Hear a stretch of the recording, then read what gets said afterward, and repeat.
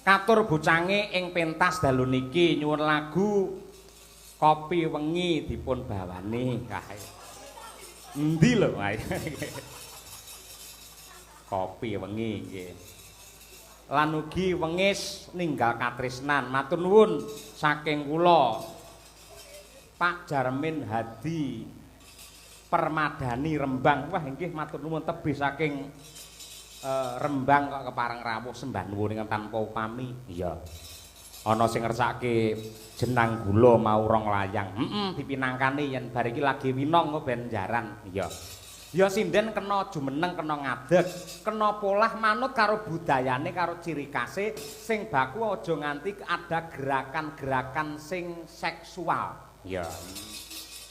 Mergo yen ana gerakan sing ngono ki sing ora kuat ora mung sing mirsani, sing dalang barang melu ora kuat lho. Ayo. Pak Haji kaya ngono, kaji-kaji butuh-butuh ora. Wis ngawur pisan ayo. Yo Mbak Birgita Ayu, yo jumeneng Mbak. Arum Bali, nggih ngurmati Mbak Birgita dari Kota Tahu Kediri. Yo.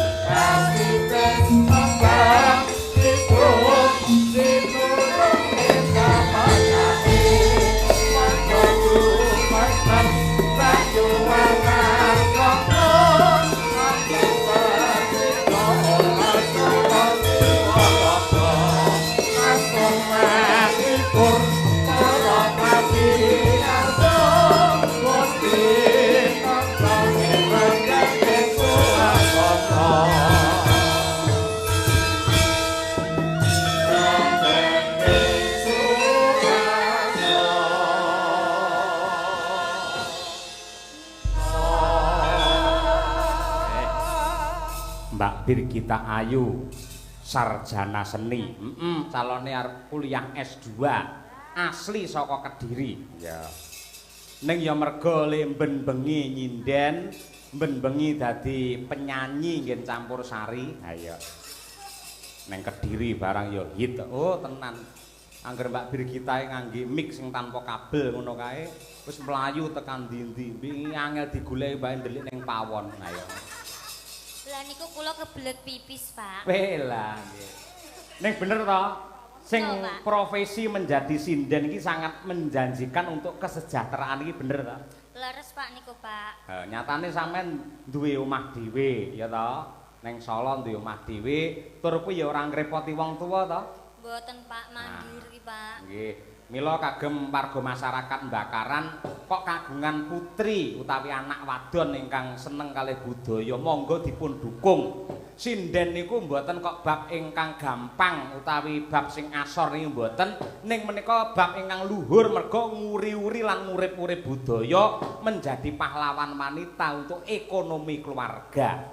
Iya. Tur dadi sinden ki cucuk tenan. Oh, sewengi ngene ora kurang kok 1 juta. Ping 30 moko ben-bengi tanggapan wis 30 juta. Mila ibu-ibu ingkang kagungan anak wadon kok duwe suara apik, mangajari nyinden kemawon. Dadi sinden ki cucuk kurup nduk timbangane drep. Ha iya, iki tenan. Kaya ngono kuwi. Kaya Mbak Birgita wah opor bebek cukup awake dhewek. Ya to piye? Nggih, Pak. Nah, ngono tapi sakjane Pak, kula niku nggih pengene nganu Pak, selain jadi sinden niku kula niku pengene nggih pekerjaan yang lain, Pak. Loh, lah nggenmu dadi sinden iki ngopo? Kepepet butuh napa piye Mas Sam? Nggih mboten, maksudnya kan kula niku nggih pengen sukses seperti warga Bakaran Wetan iki lho, Pak. Jadi napa niku nelayan, terus juragan napa niku bandeng ngono iki kula nggih pengen, Pak, pengusaha ngoten niku. Jare ning omahku ya duwe bandeng. Lah makane Pak, kok bandeng to Pak? Lah, tahu Pak. Kowe ya tahu kaya. Tahune dipangan bandeng kaya. Ya pancen patur minangka conto ngono kuwi. Sing jenenge seniman ki kaya kowe iki laris ora selawase to, Bir. Ana wektune esuk bakal disusul karo generasi berikutnya. Padha karo aku ya ngono, bakal ana generasi meneh. Lah kudu bisa nuwun sewu ya kuwi ada sampingan yang untuk kesejahteraan di masa yang akan datang. Kaya Bukesi iki duwe kos-kosan lho kaya ngono kuwi. Anu Pak, lek jenengan niku lek kira-kira Pak nek wis pensiun dalang niku pengen dados napa? Dukun. Dukun. Iya. Aduh, Mas, kuwi ya dilenggahi karo mbiyen kuwi sing bimbing aku lho, Mas Miftahul Janah. Riyen saya nyindeni kula lho, Pak, malahan. Iya, kuwi Mas Miftahul Irsan kuwi ya dalang hebat saka ngendi kene Mas? Bluro ya, Mas? Bluro niku riyen sing bimbing TA kula, Pak. Estu nilainya satu angkatan itu terbaik niku Mas Jolondo. Bareng mulih tenggen Bluro dadi dalang kondang laris biyen ning saiki gamelane wis entek. Iya. Nggih. Ya, ngaturke panglipur ya, Bir. Nggih, Pak. Ya, iki jeneng kula bawanana dhisik. Ayo. Nggih, kula nggih ngaturaken wilujeng dalu kagem Mbah Supar nggih to, Pak, sing kang nyuwun Sinten? jeneng kula. Nggih, Mbah Supar. Mbah Supar ampun kesupen, mengke kula disangoni terasi lho, Mbah. Biasane nganu Pak, lek kuwi teng mriki niku sowan teng daleme Mbah Supar. Heeh. Terus disangoni terasi glundungan gede bunder-bunder kayak Pak. Ya Allah ambune ra ilang Pak pirang-pirang dina Pak, tenan Pak. Walah. Saking enake Pak. Lah awakmu iki sinden kok golek terasi arep nggih apa? Wong ning omah ya ora tau masak. Masak ya Pak. Masak apa? Ya sami. Indomie, ayo. Ayo, banyu, ayo ngono kuwi. Ayo, terasi. Ngono kuwi. Ayo Bir, ayo Bir.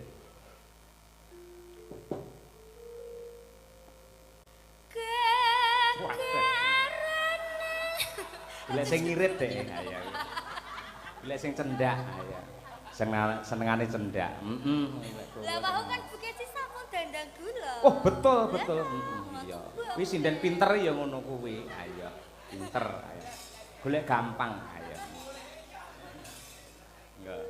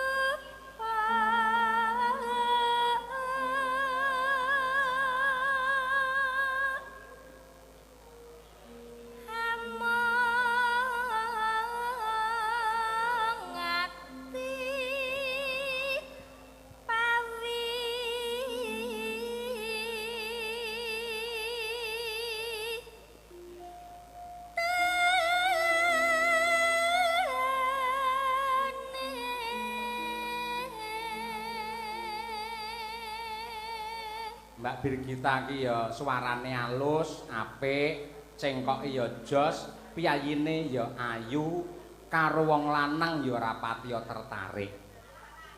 Heeh, mbiyen nganti saiki angger cedhake wong lanang mesti girap-girap. Ayo, tenan. Ngerti wong lanang ganteng mesti dingkluk. Ngerti wong lanang bagus mesti astagfirullahaladzim. Jaraki karo wong lanang mesti subhanallah. Bareng diambung meneng ae. Ayo sing ngambung ya nabuh bengi iki. Ayo. Lupa. Sing aku, Bu. Kelingan kowe mesti ayo. Kelingan nganti padang mau. Ayo ora mulih-mulih ayo.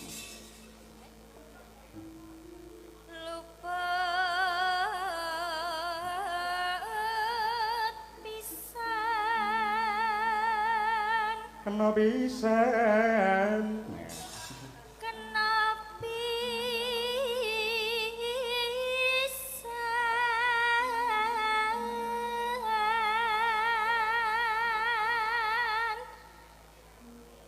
Yen gampang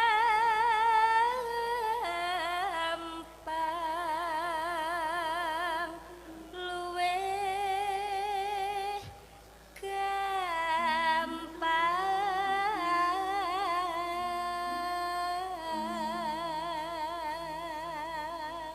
no no no yen angel angel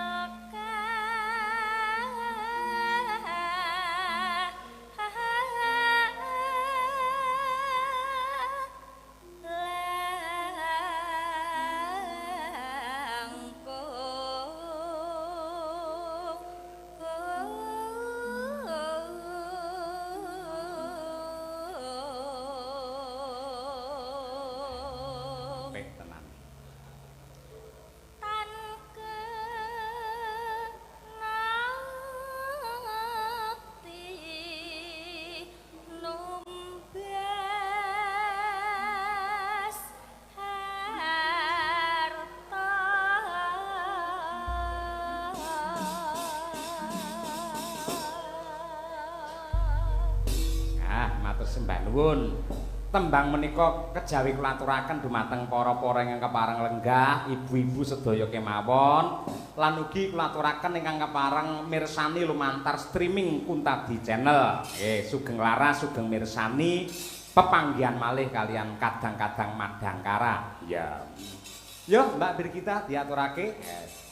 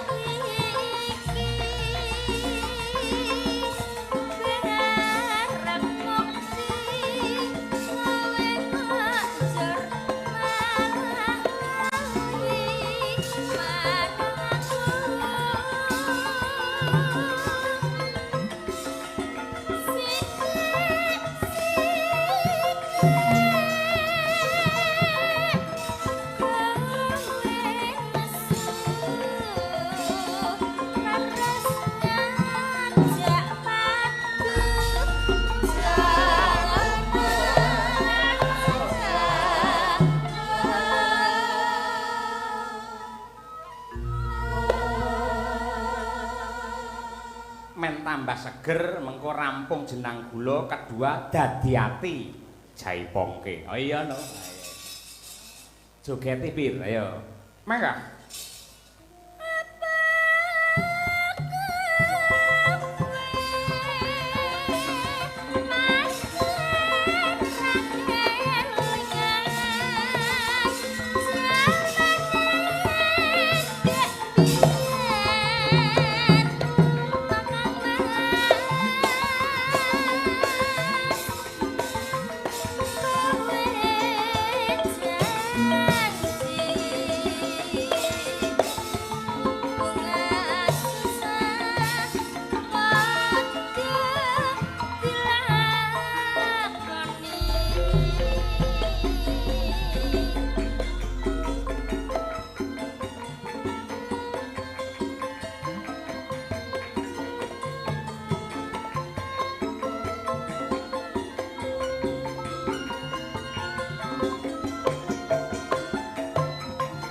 Awas. Hey. Oh.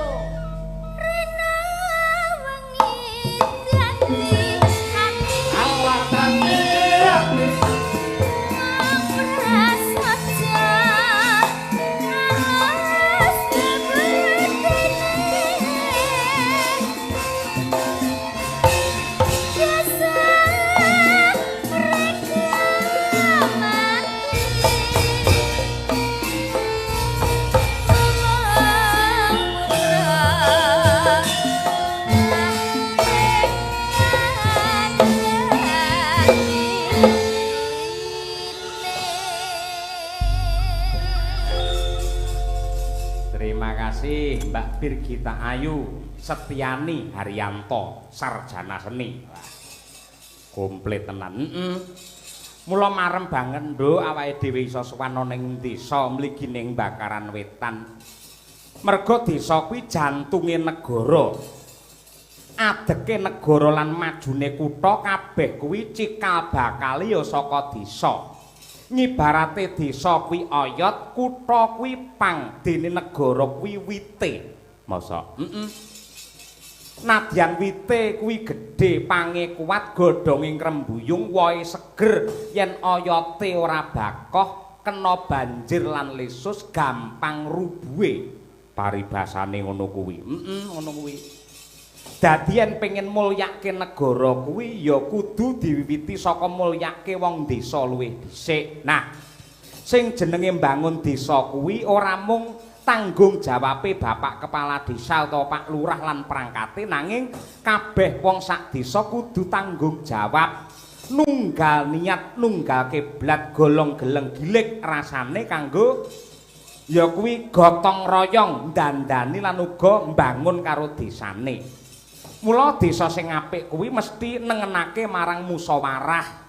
Tegese ngregani lan ngajeni usule sapa wae sing hanjok marang kebecikan. Raharjane desa kuwi tukul saka bumi kang dirawat, sejarah sing dijaga, budaya sing direksa, tradisi sing tansah diuri-uri. Ya. Bumi ing desa sing subur kuwi pancen anugrah. Ning yen desa bakal endah lan gawe bungah. Yektine bisa tuwuh yen pejabate kuwi ora serakah lan bisa amanah. Kawulane tansah nengenake guyub rukun sing kabeh mau ambabar marang barokah. Ya. Ngono ya, Mak. Kaya ngono kuwi. Wis kaya Bakaran Wetan ngene iki anane mung samat sinamadan, gotong royong, guyub rukun. Manunggal tetunggalan kanggo ngreksa lan uga njaga kamulyane wong sak desa. Ya. Yo, aja nganti ninggal katresnane para warga masyarakat ing Bakaran Wetan. Ya, Nduk, Nimas Ayu Winong Nawangsih saking Tulungagung. Nah, iya juga. Men jumeneng cublak-cublak suweng coba kaya apa diaturake. Yuk, tetus.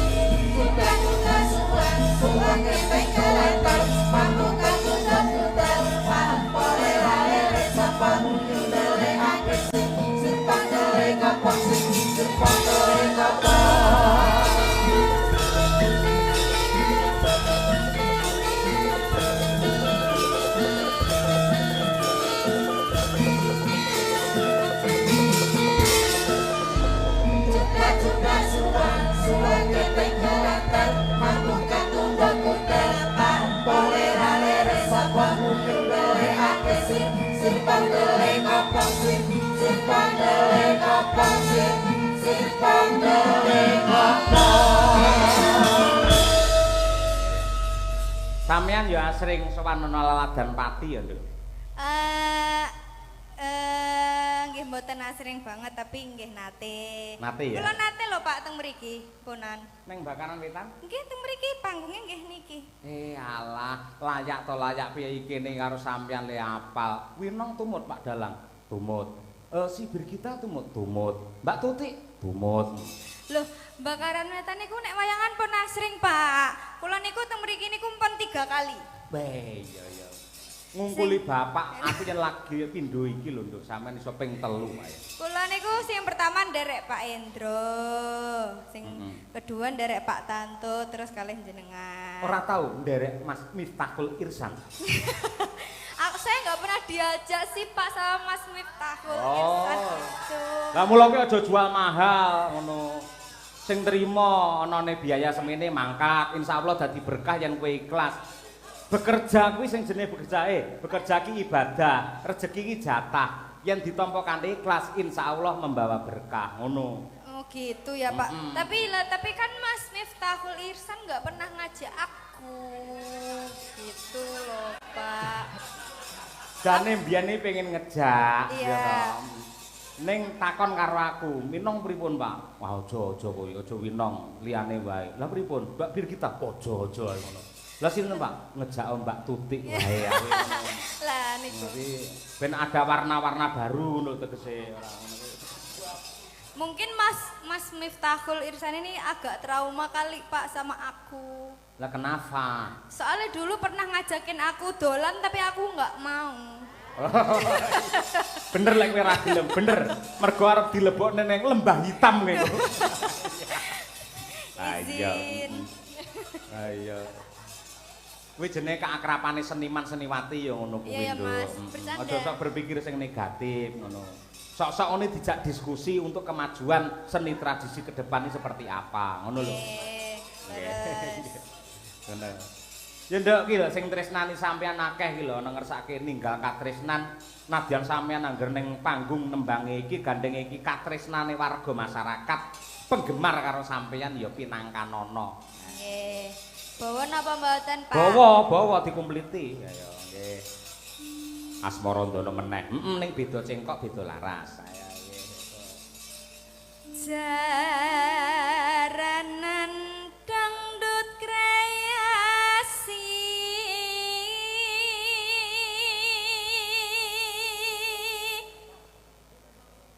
rinenggo indahing beksa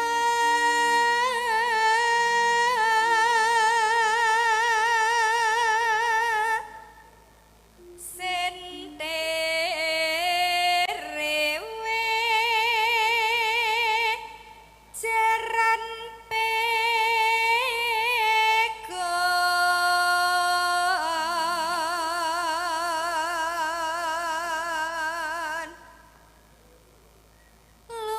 luwes kemas nuju prana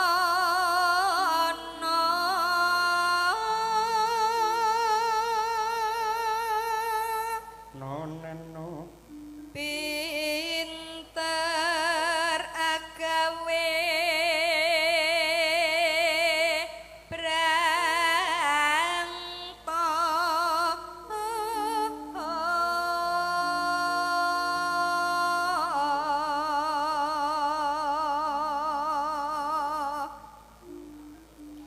sinden winong tulung agung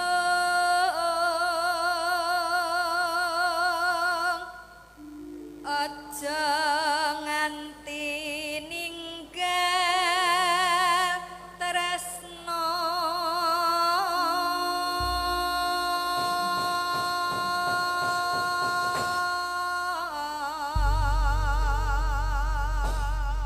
ya matur nuwun. Monggo diaturaken sepisan dangdut kedua jaranke. Ayo Winong Nawangsi saka Tulungagung. Monggo Cok, dados.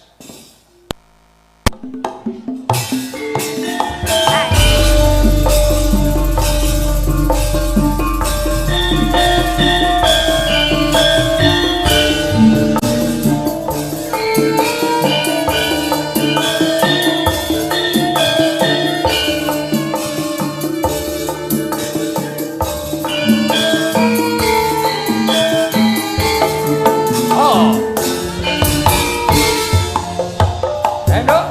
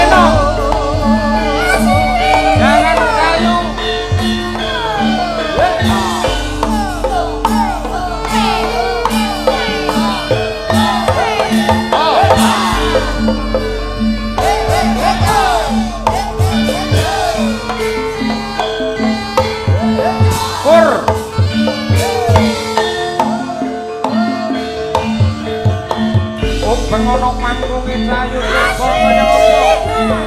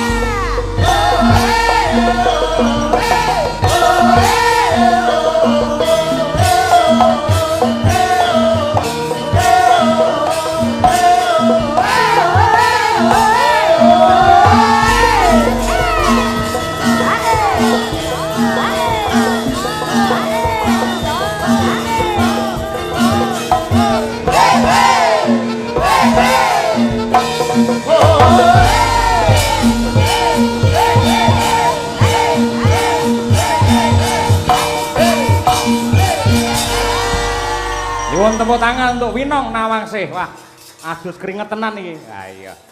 Nyambut gawe tenan. Buat arep ngopeni anake maratuwa. Ha iya. Sing endi? Sing ndi? Ayo. Siapa sih, Pak? Lho bakal lak yo urip karo anake maratuwa to. Iya, tapi masa aku yang ngopenin?